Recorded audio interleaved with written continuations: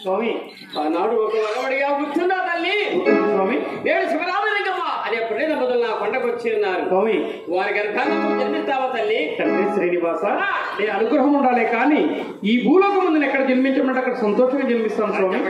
ఇక నాగదేవతని ఆ వెంకటేశ్వర స్వామి ఇలా తయారు చేస్తున్నాడు. ఏడుగురు రవాణా వెంకటరమణ బాలమావుడి పండు తన చేశానమ్మా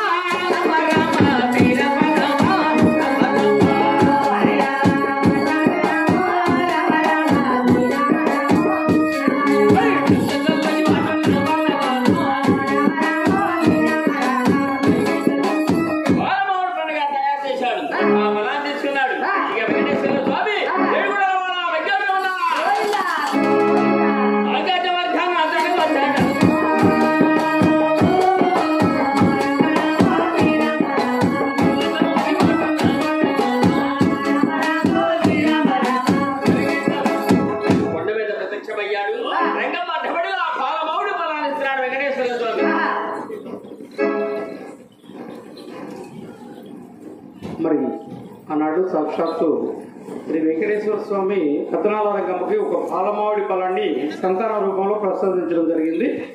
మరి అదేవిధంగా గురువుగారి చేతుల మీదుగా ఫలాలు ఇస్తాడమ్మా. ఎవరైనా సంతానం లేనటువంటి మాతలు అంటే పిల్లలు లేని వాళ్ళు ఎవరైనా ఉన్నట్లయితే ఆ ఫలాలు అందుకోవాల్సిందిగా కోరుచూ ఉన్నాము.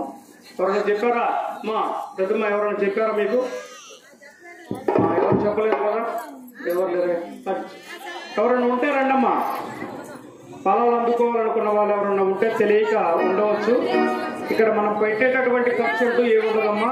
అమ్మ మీద భక్తి శ్రద్ధలు తప్పనిచ్చి ఒకటి గుర్తుపెట్టుకోండి, మనం ఇక్కడ పెట్టాల్సిన పెట్టుబడి అంటూ ఏమీ లేదు. అమ్మ మీద భక్తి శ్రద్ధలు మాత్రమే. మేము చెప్పేటటువంటి నియమాలు జాగ్రత్తగా పాటించి చేసినట్లయితే మరి సంతానం అందుతుంది. రమ్మనండి.